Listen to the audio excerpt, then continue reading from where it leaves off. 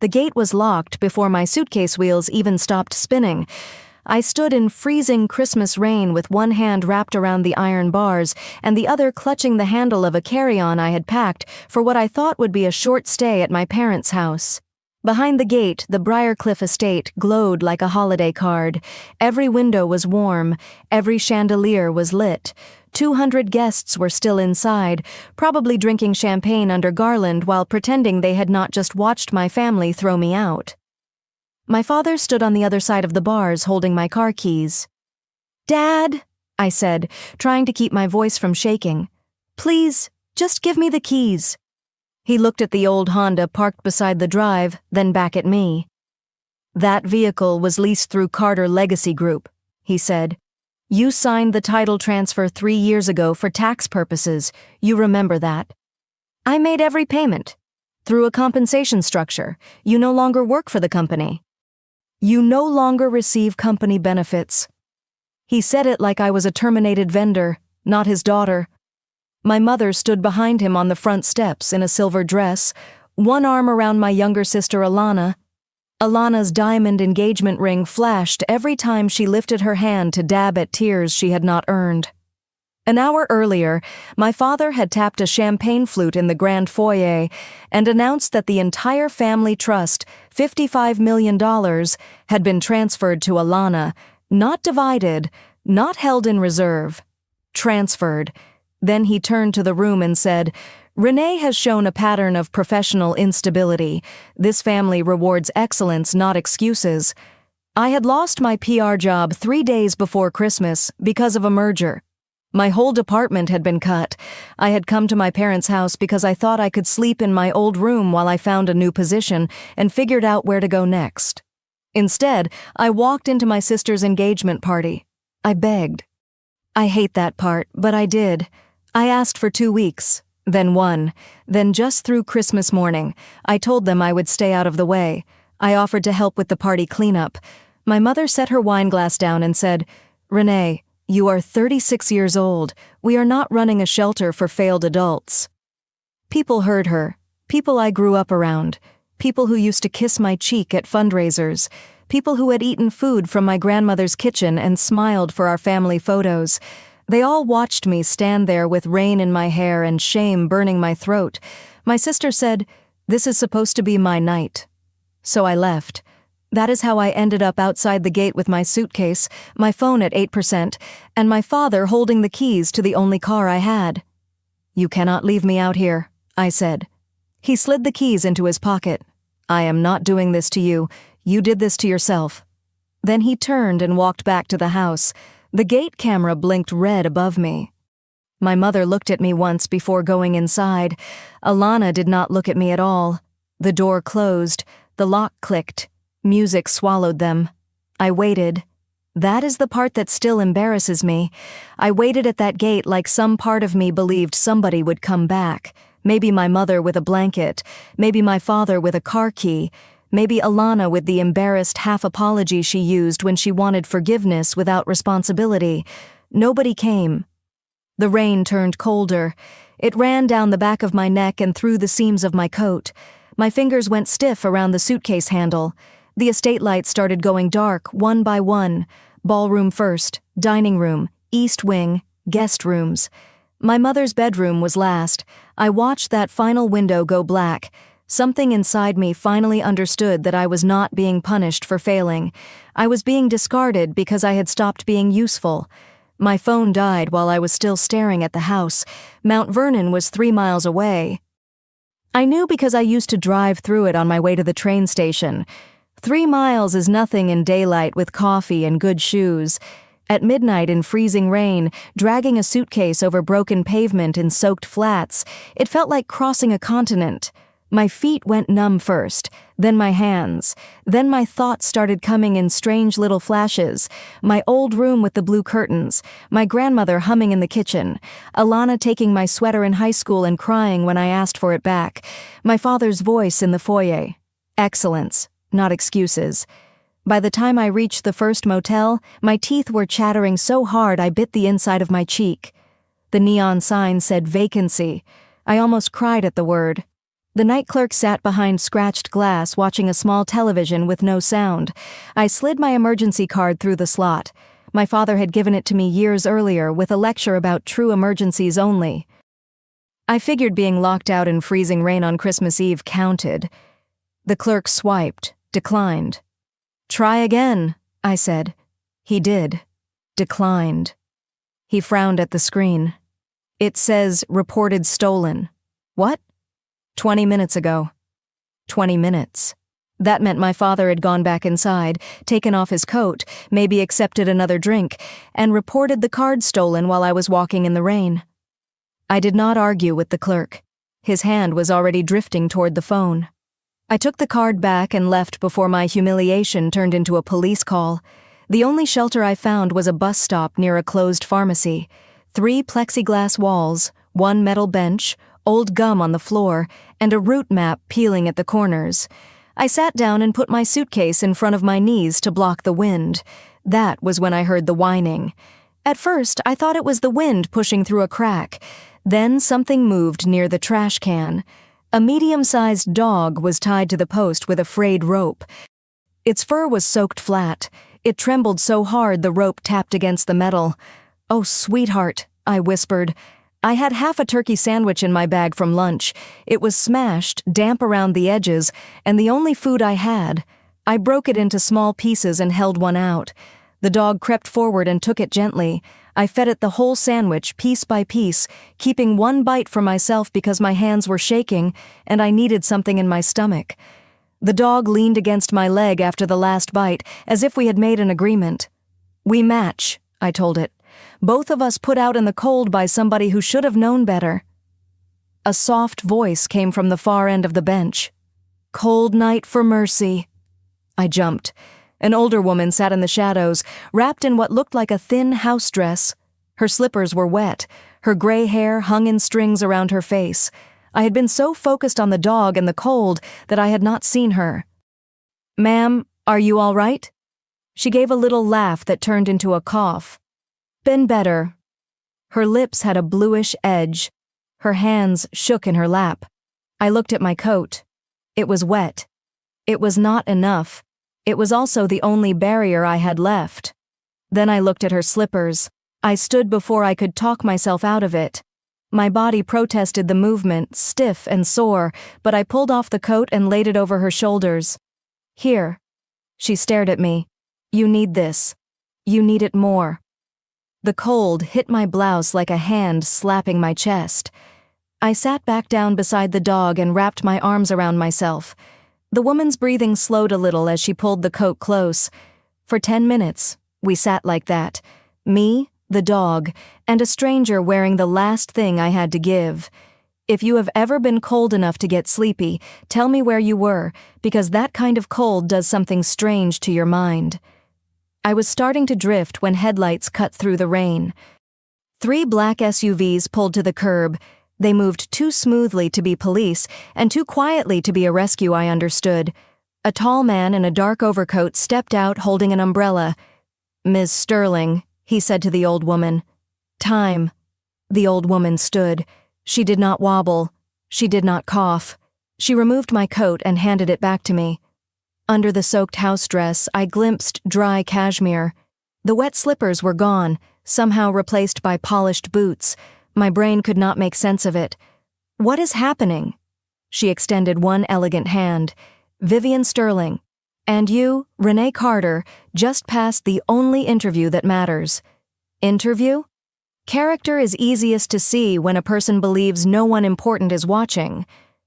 I looked from her to the SUVs to the dog, who had moved behind my legs.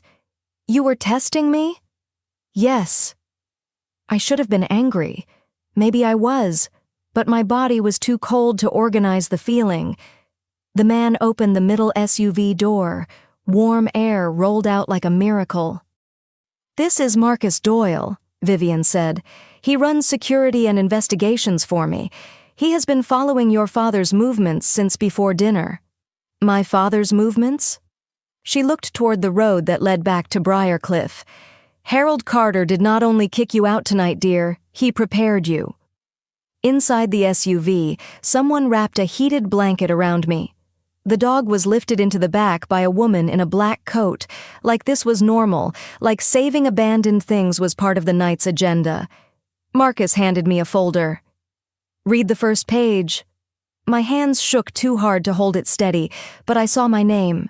Renee Carter, loan guarantor, Carter Legacy Group LLC, $500,000. The signature at the bottom looked like mine at a glance. It was not mine.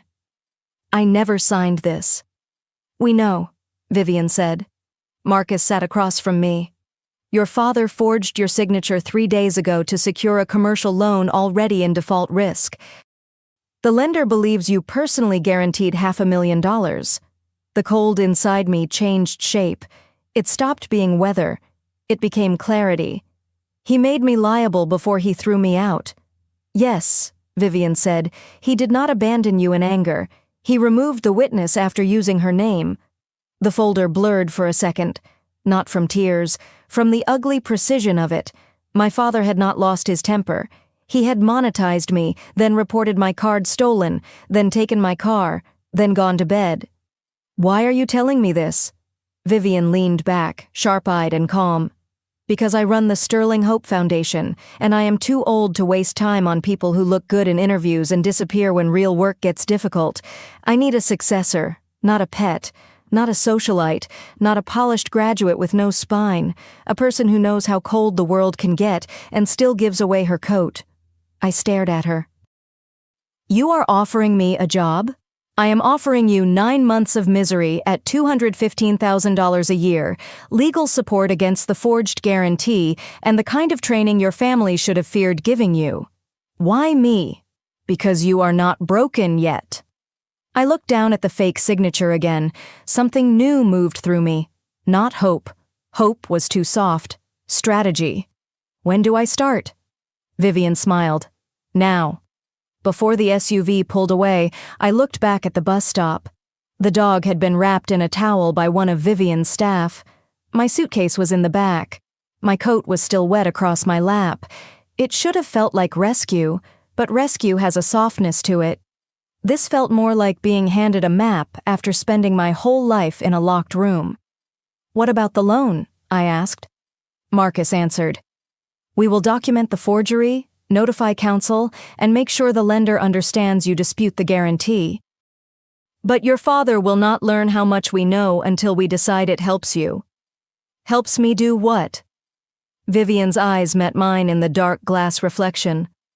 "Survive first. Win later."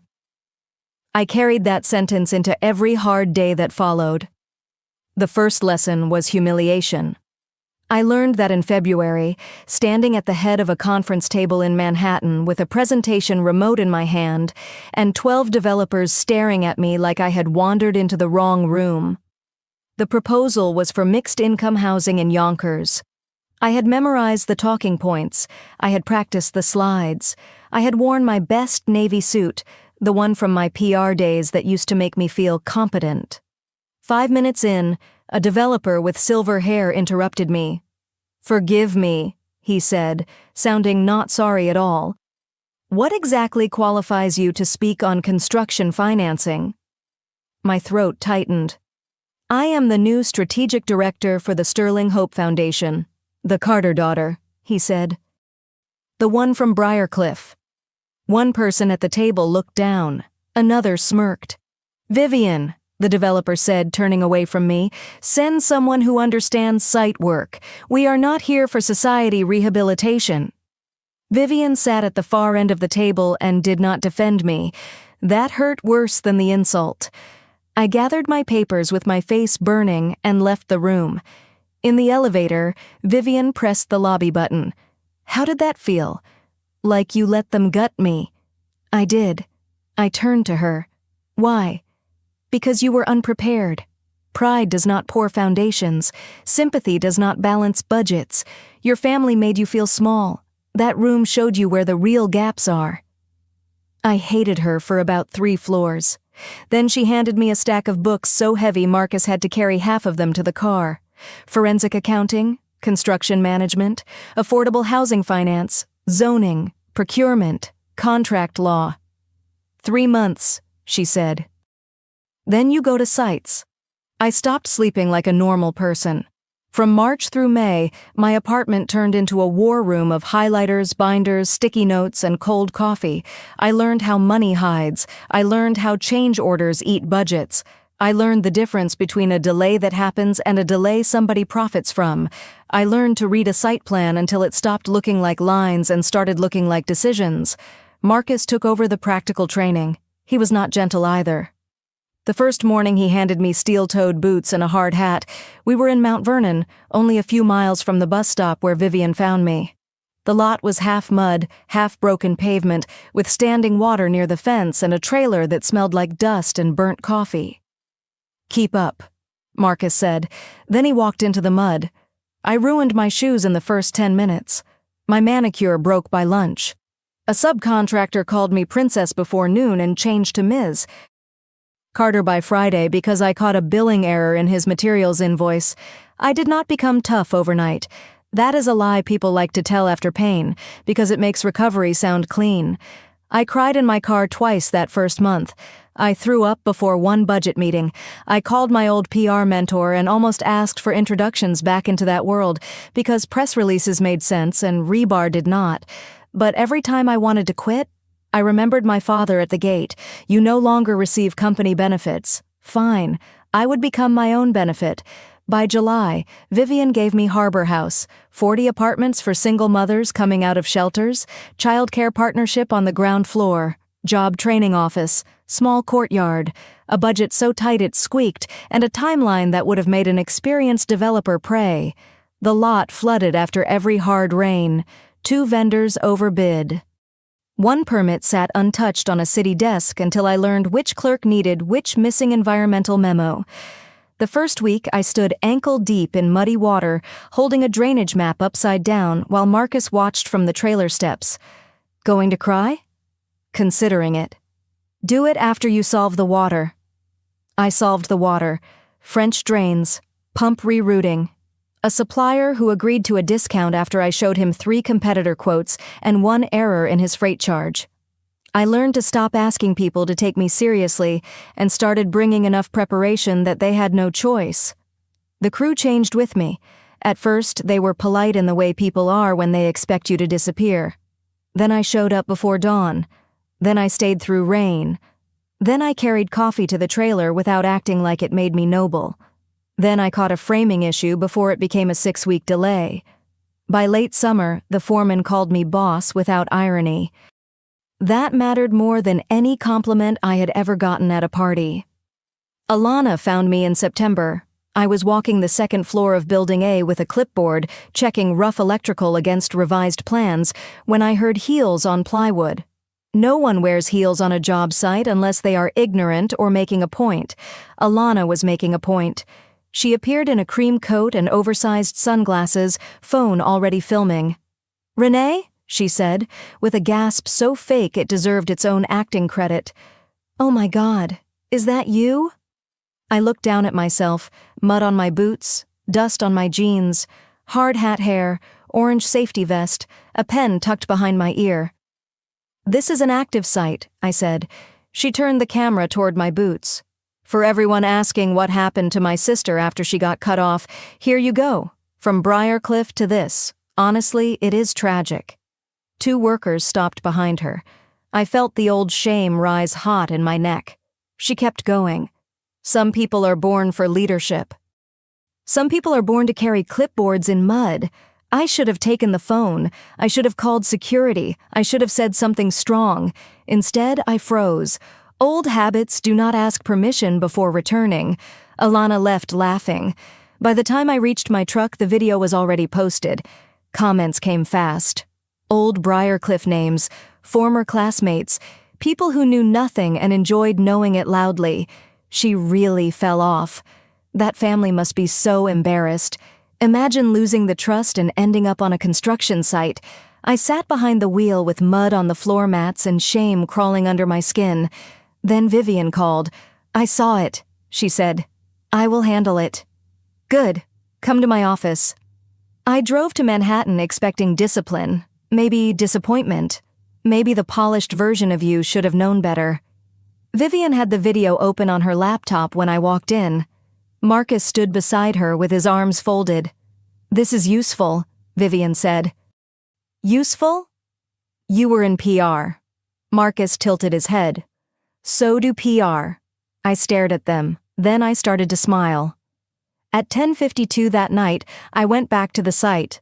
Not home, not to soft lighting, not to a clean office. I stood in the same mud where Alana had filmed me. Behind me, the harbor house frame rose under work lights. I propped my phone on a stack of lumber and recorded one take. "My sister is right," I said. "I am not in PR anymore. I am standing in mud because this is where 40 families will have keys next year. This site will become apartments for women who need safety, childcare, and a real chance to rebuild. If that embarrasses the Carter name, then the Carter name needed better values." I turned the camera to the framed units. "This is Harbor House. We are under budget, ahead of schedule, and accepting donations for furniture, children's books, and move-in kits." Then I posted it and went to bed. By morning, the story had turned. Not a little. Completely. People shared side-by-side images of Alana's ring and my muddy boots. Someone captioned one sister inherited money, one built housing, a local reporter called. Donations hit the website so fast the page crashed before lunch. In 3 days, Harbor House raised $48,000. Alana deleted her video. I did not delete mine. That was the first time I understood Vivian's favorite lesson.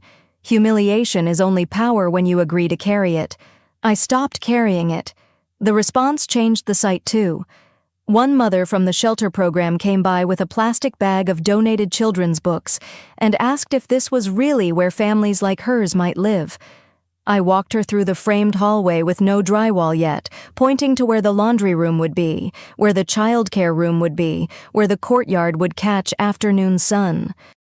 She touched one unfinished door frame and said, "I have not had a key in my own name in 4 years." That sentence stayed with me longer than Alana's video ever could. That was when Harbor House stopped being Vivian's assignment and became my answer. That same week, Marcus brought me a photograph. We were in the construction trailer eating bad takeout over a stack of inspection reports when he slid his tablet across the table. My father sat in a Manhattan restaurant across from a man with silver hair and a smile that did not reach his eyes. "Everett Blake," Marcus said, "runs Nova Grid Capital." "Should I know him?" "You will. Federal investigators already do." He opened a file. Glossy investment materials, renewable energy language, promised returns so high they looked like fantasy because they were. Shell companies, investor complaints, a quiet federal investigation building in the background. "Ponzi scheme?" I asked. "Very likely. And my father. Meeting twice a week." "He is trying to make back what he owes." I looked at the number on the investor sheet. Minimum buy-in, $500,000. That number followed me like a bad smell. "The forged loan," I said. Marcus nodded. "Your father is already underwater. He sees Blake as his exit." Vivian looked almost bored, which meant she was angry. "People like Harold do not fall for scams because they are innocent," she said. "They fall because the scam flatters what they already believe about themselves. Can we stop him?" "Yes." "Should we?" She looked at me. That was the real question. For 1 second, I saw my father through the gate again, not as powerful, not as polished, just a man deciding his daughter could stand in freezing rain if it protected his position. "No," I said. Marcus watched me. "He may lose the house. He took my keys.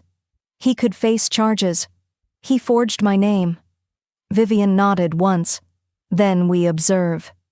3 days later, the lawsuit arrived. A process server found me leaving Harbor House with dust on my jeans and handed me an envelope like he hated being part of it. Carter Legacy Group LLC versus Renee Carter. Violation of non-disclosure agreement. Damages sought, $100,000. The NDA was 6 years old. I had signed it when my father gave me a junior role at his company for 18 months, then told everyone I lacked executive temperament when I questioned billing that did not add up. I had never shared a company secret. I barely had access to any. The lawsuit was not about confidentiality. It was a cash grab. My father needed $100,000 to finish his buy-in with Blake. He could not get clean bank money. He had probably leveraged the Briarcliff house already. This was pressure disguised as law. I drove straight to Vivian. She read the complaint in silence. Marcus pulled court records on his laptop. "Weak claim," he said. "Expensive to fight," Vivian said. "He wants settlement cash," I said. "Yes." Vivian leaned back. "What do you want to do?" "Pay it." Marcus looked up. "That will make him think you are afraid." "Good." The room went quiet. Vivian's mouth curved slightly. "You want him confident." "I want him funded." "Renee," Marcus said, careful now. "That is a hard line." "No. Forging my signature was a hard line. Reporting my card stolen was a hard line. Taking my car keys was a hard line. This is me declining to soften the landing." The settlement conference took place in a gray office that smelled like old carpet, printer toner, and attorneys who bill in 6-minute pieces. My father arrived in a dark suit. My mother wore pearls. Alana came in looking pleased, scrolling through her phone like she expected a performance. Their lawyer looked tired enough to envy the dead. I came straight from Harbor House in work pants and a foundation polo. My father looked me up and down. "Oh, still doing manual labor?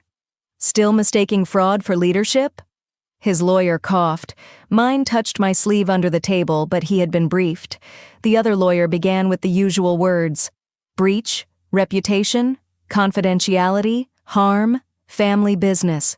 I let him talk for 4 minutes because Vivian taught me that people reveal more when they think they are winning. Then I said, "We will pay the full $100,000 today." Everyone stopped. My father blinked. "No negotiation?" "No." My mother looked disappointed. I think she had dressed for tears. Alana posted something under the table. I saw her thumb moving. My lawyer slid the agreement toward me. I signed where he pointed. The wire would go out that afternoon. As I stood, my father leaned back with the old satisfied smile. "Maybe you are finally learning your place." I paused at the door. "Sometimes the best move is letting someone keep walking." He frowned. He did not understand. That was fine. By dinner, the money was in his account. By the next afternoon, Marcus confirmed that Harold Carter had wired funds to Nova Grid Capital, not only my settlement money, a hard money loan against the Briarcliff house, liquidated securities, a private advance with an interest rate that should have screamed danger to anyone not blinded by desperation. My father put everything into Everett Blake's hands. Then we waited. Waiting was harder than I expected. People think revenge feels active. Sometimes it feels like sitting still while the person who hurt you does all the work. October passed. Harbor House moved toward completion. Drywall went up. Cabinets arrived. The childcare space got painted a soft yellow that made even Marcus admit it felt hopeful. We held volunteer days for furniture assembly. Former donors who came because of the viral video stayed because the work was real. Alana kept posting little shots at me. Some people pay because they know they are wrong. Family hierarchy matters. Know your worth. She never realized she was documenting their confidence before the fall. The call came on a Tuesday morning in late November. I was reviewing appliance bids when my assistant knocked on my office door. "Renee, your family is downstairs. No appointment." Marcus was standing near the window. He looked at his phone, then at me. "Federal raid this morning," he said. "Nova Grid assets frozen. Everett Blake taken in for questioning." There it was. Not thunder, not music, just one sentence in a quiet office. "Send them up," I said. I did not stand when they entered. That was the first thing my father noticed. I saw it land. The new office, the glass wall, the project maps, the assistant outside, Marcus by the door, me behind the desk, not scrambling to make him comfortable. My father looked 10 years older. My mother's makeup had settled into tired lines. Alana's hair was pulled back under a hat, and she clutched her phone like a weapon she was afraid might jam. "Renee," my father said, "we need to talk as a family." "Sit down," They sat. I waited. My father swallowed. There has been an investment complication. Nova Grid. His face went pale. My mother whispered, "You know?" "Yes." "Then you know this is temporary," my father said quickly. "The freeze will lift, but the house loan has an acceleration clause. We need bridge financing." "How much?" He hesitated. $3.5 million. I almost laughed. Not because it was funny, because the size of his entitlement still had architectural ambition. "No." My mother's hand flew to her throat. "Renee, no." "The Sterling Hope Foundation has resources," my father said, old command sharpening his voice. "You have influence there. The foundation serves its mission, not your mortgage. Do not hide behind policy. Do not hide behind family." Alana leaned forward. "You let us lose the trust money because you are bitter. You received $55 million. It was managed through Dad. That was your choice. You set us up." I folded my hands on the desk. "Walk me through that. Did I introduce Dad to Everett Blake?" No answer. "Did I forge investment documents?" No answer. "Did I take a predatory loan against Briarcliff?" My father's jaw tightened. "Did I force you to file a fake NDA lawsuit for $100,000? My mother began to cry. "We made mistakes," she said. "No, you made decisions." My father stood. "You knew it was a scam and did nothing." "I suspected it was a scam. You had the same internet I did. You paid the settlement to push me in. I paid a demand you made. You wanted this. I wanted you to stop using me as collateral." The word hung there. Collateral. That was what I had been. Not a daughter, not a person, a line item with a signature. Alana pulled out her phone. "I am going live." Marcus moved one step closer, but I lifted a hand. "Let her." Alana stared at me like I had ruined her timing. Then she propped the phone against a stack of files and tapped the screen. "Hey, everyone," she began, voice trembling for effect. "I am in my sister's office and she is refusing to help our family even though we are about to lose our home.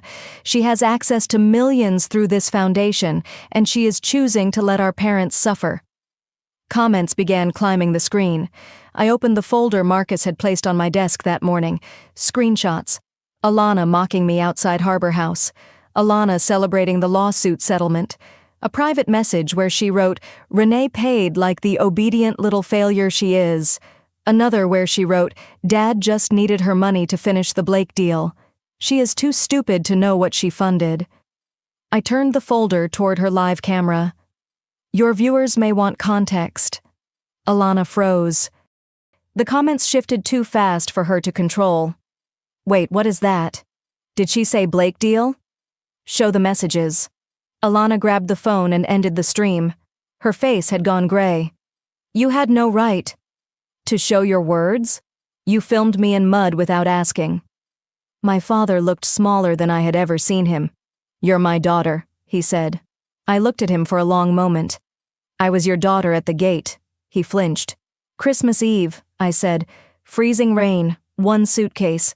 You took my keys, reported my card stolen, and went to bed. That is when you stopped being someone I rescue." My mother whispered, "Your grandmother would not want this."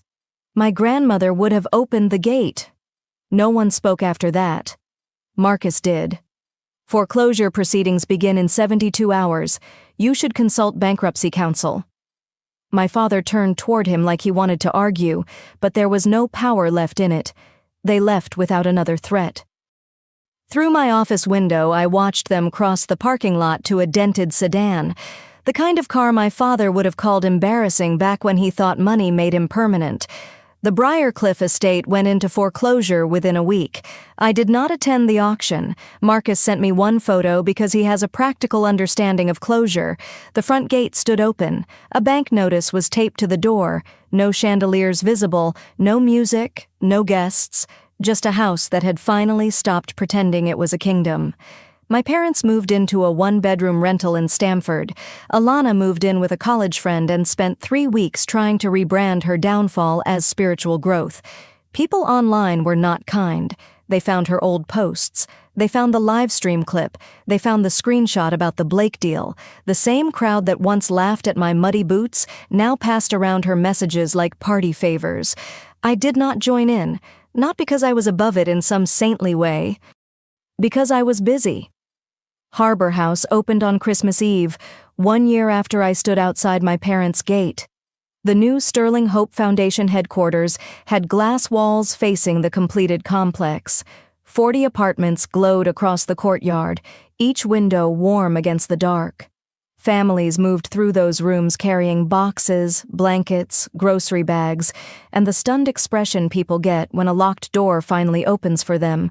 Vivian clasped an emerald pendant around my neck before the gala. "This belonged to my mother," she said. "I cannot accept this." "You already did." That was Vivian. Tenderness delivered like a legal ruling. 200 guests filled the ballroom that night, but they were not the same kind of guests from Briarcliff. Donors, contractors, caseworkers, city officials, mothers from the program, children in little velvet dresses and clip-on ties, staff who had bled for every permit and every inspection. I stood near the entrance watching a little boy press both hands to the glass and point at the apartment where he would sleep. "That's ours," he told everyone who passed. Ours. That word did more for me than any inheritance ever could. Marcus appeared at my side near 9. "They are outside." I did not ask who. "Your father says they are here to network. Your mother says she deserves to see what her daughter built. Alana is filming." "Are they on the exclusion list?" "Permanently." "Then why are you telling me?" He handed me 3 paper vouchers. "There is a community meal 3 blocks south, open until 10.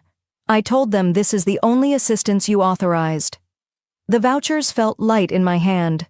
Not cruel, not generous. Enough. Vivian touched my elbow. "You do not have to look." I know. But I did. I walked up to the mezzanine where the glass overlooked the circular drive. Outside, freezing rain had started again, thin and silver under the portico lights. My father stood below in an old overcoat, shoulders hunched. My mother held her purse against her chest. Alana had her phone at arm's length, trying to frame the building behind her. They looked ordinary from up there. That surprised me. For most of my life, they had been enormous inside my head. My father's voice, my mother's judgment, my sister's hunger for attention.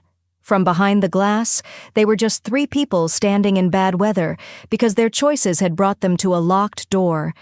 My father saw me. He stepped forward and pointed up. His mouth moved. I could read some of it through the glass. "Your mother would want—" I did not wait for the rest. My grandmother would have wanted a lot of things. She would have wanted kindness, yes, but she would also have wanted truth. She would have wanted me warm. She would have wanted me safe.